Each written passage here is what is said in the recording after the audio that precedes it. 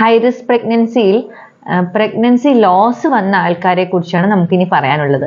Recurrent pregnancy loss എന്ന് പറയുന്നത് 2, 3 അതിലധികമോ ആയി വരുന്ന പ്രഗ്നൻസി ലോസ് എന്ന് പറഞ്ഞാൽ അബോർഷൻ.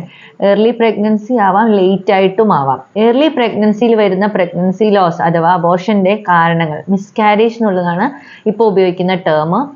അതിൻ്റെ കാരണങ്ങളും 3 മാസത്തിന് ശേഷം വരുന്ന മിസ്കാരേജിൻ്റെ കാരണങ്ങളും വ്യത്യസ്തമാണ്.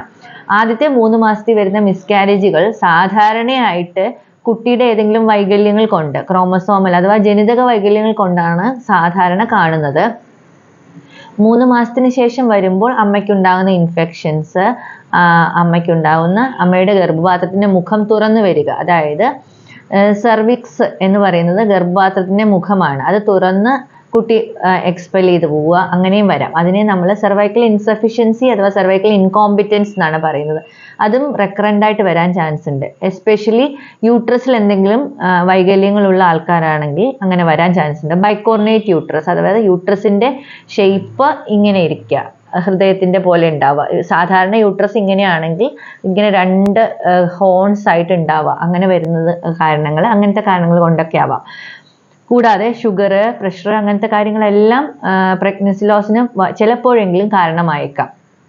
ഇതുകൂടാതെ ഡേറ്റ് അടുക്കാറാവുമ്പോൾ വരുന്ന ടേം IUD എന്ന് പറയും, ഡേറ്റ് അടുക്കാറാവുമ്പോൾ വരുന്ന പ്രഗ്നൻസി ലോസസും വരാം. അങ്ങനെ വരികയാണെങ്കിൽ നമ്മൾ അമ്മയ്ക്ക് രക്തം കട്ടപിടിക്കുന്ന ഘടകങ്ങളിൽ എന്തെങ്കിലും വ്യത്യാസമുണ്ടോ എന്ന് പരിശോധിക്കേണ്ടത് ആവശ്യമാണ്.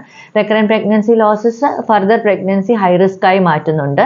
അപ്പോൾ പ്രഗ്നൻസി ലോസസ് റെക്കറൻ്റ് ആയി വരുന്ന അമ്മമാർ സാധാരണഗതിയിൽ ഇതെന്ത് കാരണം കൊണ്ടാണ് എന്ന് ഇൻവെസ്റ്റിഗേറ്റ് ചെയ്ത ശേഷം പ്രഗ്നൻ്റ് ആവുന്നതാണ് അഭികാമ്യം. കാരണം എന്താണെന്ന് വെച്ച് കഴിഞ്ഞാൽ ചില കാരണങ്ങളെല്ലാം നമുക്ക് പ്രിവെൻറ്റ് ചെയ്യാൻ പറ്റും, ചില കാരണങ്ങളെല്ലാം നമുക്ക് ട്രീറ്റ് ചെയ്യാൻ പറ്റും. അങ്ങനെയുള്ള കാരണങ്ങളുണ്ടെങ്കിൽ, ഫോർ എക്സാമ്പിൾ ഇപ്പോൾ ത്രോംബോഫീലിയ എന്നൊക്കെ പറയുന്ന കണ്ടീഷൻസ് ഉണ്ടെങ്കിൽ അമ്മയ്ക്ക് രക്തം കട്ടപിടിക്കാതിരിക്കാനുള്ള മരുന്നുകളൊക്കെ കൊടുത്ത് നമുക്ക് പ്രഗ്നൻസിനെ മുന്നോട്ട് കൊണ്ടുപോകാൻ ഹെൽപ്പ് ചെയ്യും. അതുകൊണ്ട് തന്നെ നമ്മൾ കാരണങ്ങൾ നോക്കിയ ശേഷമാണ് പ്രഗ്നൻ്റ് ആവുന്നത് നല്ലത്.